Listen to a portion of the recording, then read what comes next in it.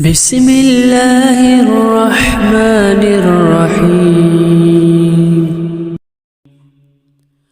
وإن من الحجارة لما يتفجر منه الأنهار